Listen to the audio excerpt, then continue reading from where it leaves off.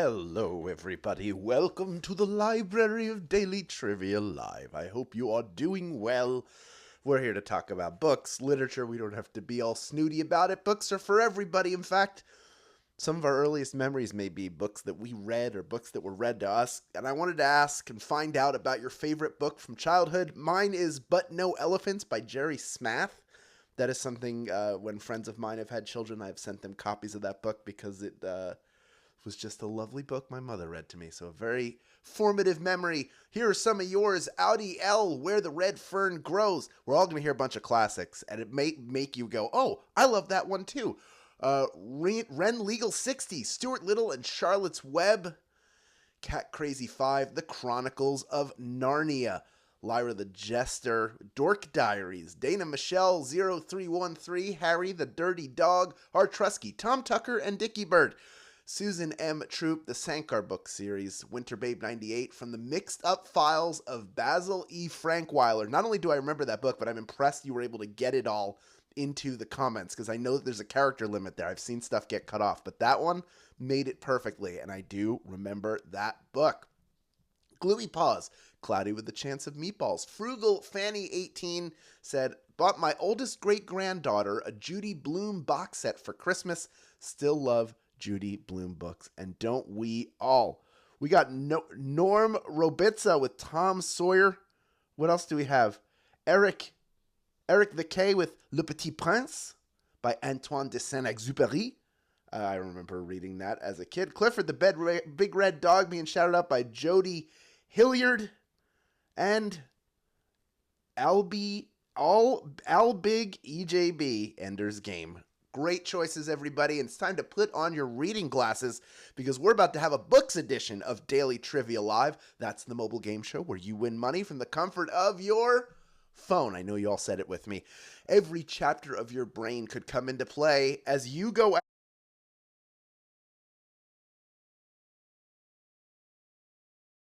And when you correctly answer 10 multiple choice trivia questions about books and authors, you will win your share of it. But that's not all. That is never all. In this game, you will earn one bonus SB for every question you get right after question number 1. And that's the case even if you've already been eliminated. So, if you win the grand prize in today's game, if you are one of the people splitting that $1,000, any bonus SB you picked up along the way will be added on top of that amount, in addition to that amount, automatically. Now, let's say you don't win the grand prize. Unpleasant, but let's imagine it. If that happens, you will still pick up bonus SB throughout the game, but you will have to claim them at the end of the game in order to keep them. That means don't leave early. That means at the end of the game, click that claim button when it appears on your screen, and then boom, you get those SB instantaneously or within 30 seconds. I don't even think it takes that long, though. It's usually instantaneous. So there you go. It's all about sticking around and sticking it out. And why wouldn't you stick around when the first time you get a question wrong, as long as it's before question number 10, you can rejoin to get another shot at the grand prize? That's right, you can. And there are 2 different ways you can rejoin. One of them is using a single SB, but if you do not care to spend an SB, and I totally understand and respect that decision, you would want to use a free rejoin. That's the best way to do it. And if you don't have any free rejoins, or if you want to reload your free rejoins, just click the plus sign in the top left-hand corner of the main menu anytime a game's not happening, and you can get free rejoins by watching videos. It's just that simple to do. And finally, the other reason why you don't stick around, why you always stick it out, why you make sure you claim those bonus SB, is that each live game we give away 5 100 SB prizes to 5 players who win and claim at least 1 SB in that game. In fact, here are the winners from yesterday's game who have been credited already. Look at them. Behold, 5 brand new names. And I know, because there are thousands of people in here and only 5 names up on the screen, that most of you are not seeing your name up there. And that can feel discouraging, but I don't want you to feel discouraged. I want you to feel resolved. So keep playing and claiming, because next time the winner could be you. You could be the winner from this game if you stick around and make sure to win or claim a bonus SB. All right, let's kick things off right now. Here comes question number 1 of this book's game. Jane Austen title: Pride and Prejudice, Pickles, or Pith Helmets? Pride and what? Prejudice, Pickles, or Pith Helmets? Elizabeth Bennet and the wealthy Mr. Darcy navigate social expectations, morality, and more as they discover true love in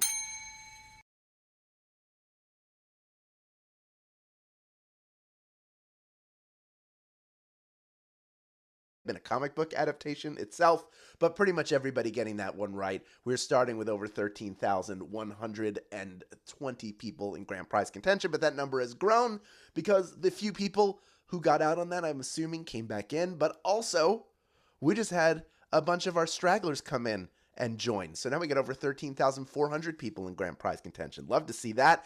And you're going to love to see that every question you get right from here on out gets you one bonus SB. So let's do that right now. One bonus SB coming your way if you can correctly answer question number 2.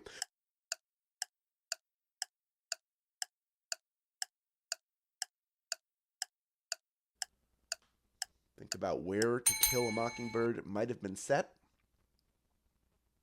When a black man is falsely accused of a crime against a white woman, lawyer Atticus Finch steps in to defend him, challenging the prejudices of the people of percent of you getting that one right. Well done. That is what we like to see, keeping it strong, almost 90% of you.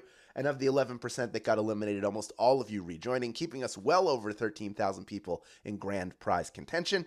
And we are now ready to move on to question number 3, worth one bonus SB. If you get it right, here is Q3.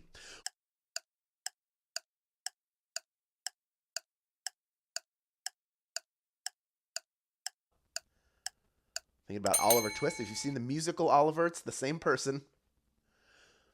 After getting kicked out of the workhouse, Oliver meets the Artful Dodger and gets taken in by a group of thieving children, led and quote-unquote cared for.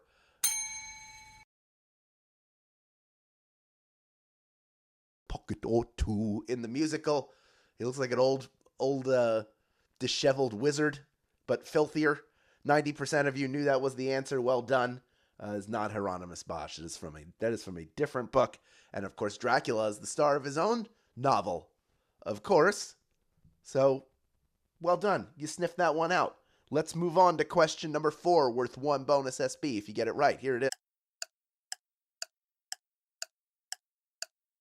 Halsey, Jules Verne, or Ray Bradbury? It is the oldest of these 3. By the 20th century, science fiction had become a standard, if niche, genre of literary fiction. Both H.G. Wells and fiction, Jules Verne is the answer. 50% of you getting that one right, but we did have half of you go the other way. A lot of you going with Ray Bradbury, a very well-known science fiction figure. Unfortunately, not a correct answer. There are 3 others that are sort of referred to as the fathers of science fiction. Ray Bradbury is one of them. Isaac Asimov is one. I cannot remember the other 2 offhand, but I know Ray Bradbury is now one of them. But of the half of you that did not get that one right, almost 90% of you rejoining, putting us back up over 11,000 people in grand prize contention.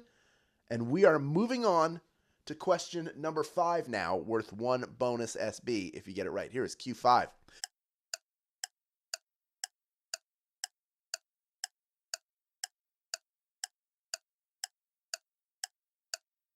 The plot of the book is a stuffed animal that becomes real. Children's books are full of anthropomorphic animals and living stuffed animals, but only one of them is turned real by a child's love, and that of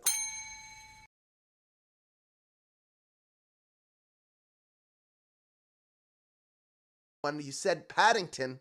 Paddington is a book that is based on a stuffed animal, but in the book, he's just a bear who comes from darkest Peru to live in London. They find him at the station. You might have been thinking of Corduroy Bear. He was a stuffed bear the whole time who lived in a department store.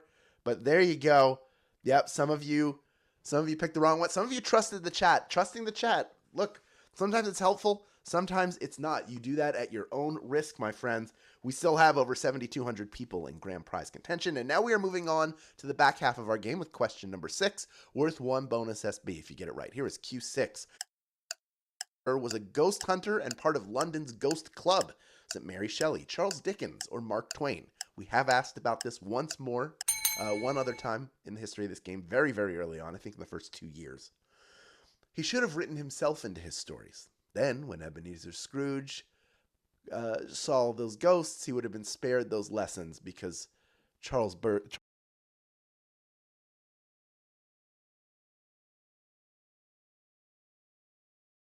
obsessed with all those spirits of Christmas. He's like, this is real. I hunt these things. I'm going to put them in a book so you know about them.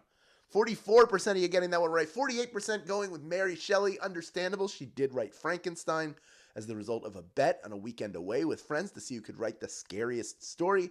But she was not a ghost hunter, nor was she part of London's Ghost Club. It was probably at that time they would not have allowed women to join, unfortunately. I hope that's not true, but feels like it might have been in Victorian England. Anyway, of the 56% of you that did not get that one right, still almost a third of you able to rejoin. And we are on now to question number 7, worth 1 bonus SB if you get it right. Here's Q.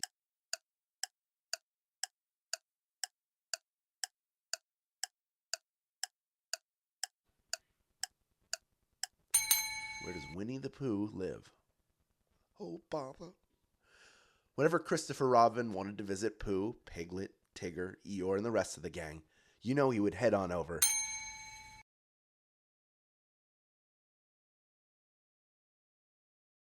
Recovery, we had a couple of tough ones in there, but you're coming back. There's now only 3 questions left.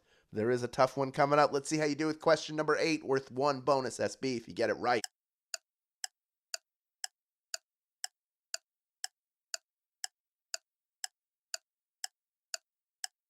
No. The Demon Bowler. She's a key figure in the history of feminine literary theory, where she was shattering notions on the cricket pitch too, as Virginia Woolf was probably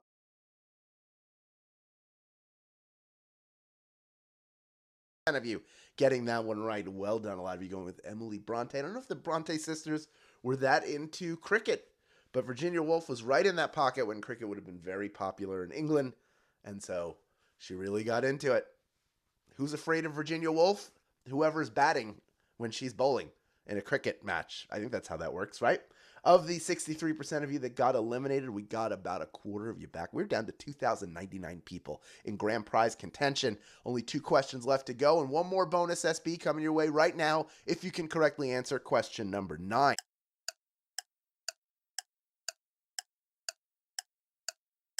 Or Hunger Games. Katniss Everdeen's the main character in which of those series? In a future where the haves force the children of the have-nots to fight one another to the death to win fame and fortune, Katniss Everdeen works to take down the people behind. Hunger Games is the answer. 2,044 people have made it this far and are ready for our final question. But first, a quick reminder to you that there are 2 ways to get SB from Swagbucks Daily Trivia outside of these fun live games. We have a whole other game mode. If you haven't played it, it's called the Daily Trivia Challenge. It's a quick, hostless version of our game. You can play it on your schedule up to twice per day, every single day. And then, of course, when you see that More Ways to Earn button all over this app, that's not just decoration. That is the secret sauce of this app. That is where you can download, install, and play other games on your mobile device to earn SB. It's also the home of the daily Tapjoy wall, filled with quick offers, big offers, however much time you have, however many SB you want to earn. The Tapjoy wall is there. We call it Daily Tapjoy because you should be checking it every single day. And all the ways I mentioned will get you SB towards your daily goal. And hey, let me just check in with you for a minute. How's it going with your Swaggo board? Don't forget that it runs through 11:59 p.m. Pacific time on Monday, April 27th. That's several days left. You fill squares on your board by getting SB in the ways you're probably already earning, and maybe trying some ways to earn that you haven't tried before or tried in a while. Once you complete a pattern, you can submit it to get an SB bonus. The size of the bonus depends on which pattern you complete. For example, a full board is worth 1,500 SB. That is big money, $15 in free gift cards. Just remember, big tip from me to you. You can only submit your board 1 time, which means you should try to fill as many squares as you can before you submit. Wait until Monday. Do as much as you can. Check it out after the game by clicking the smaller version of this image. You might be checking up on a board already in progress, or you may be starting your board. Either way, I believe in your ability to fill it out entirely. Check it out after the game, won't you please? Okay, speaking of that game, we got 2,052 people in grand prize contention. Another 13,200 plus stuck around till the end. And there is one more bonus SB up for grabs if you can correctly answer our final question of this game. It's question number 10. Here we go. Barker, Stephen King, or Anne Rice? Who created Pennywise the Clown? If you have an irrational fear of clowns, Pennywise will make that fear rational. He lurks in the sewers of Derry, Maine, and in the mud. Is the answer. This is the first one, and even 2,000 people knew that answer and are splitting our grand prize today. Well done. I don't think I've ever seen that even a number before.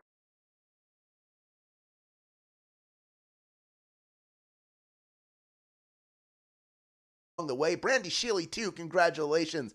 Unbreakable Tie, congratulations. Freckles 4102, I'm looking at you, and M. Gerritsen, just a few of our grand prize winners. Congratulations to all of you. Congratulations to all of the nice people in there congratulating the winners. And hey, if you claimed bonus SB in this game, and I'm guessing most of you did, you're a winner too. You got more in your account now than you did when the game started. And now that you have all of these new SB in your account, it floweth over. You know what to do with those SB. Redeem them for PayPal cash or gift cards to Amazon, Starbucks, Target, and hundreds of other places. Great job today, my friends. We will see you tomorrow for our Thursday game. Nathan will be here for you. Thank you for playing Daily Trivia Live, and you know what? We'll see you then, my friends.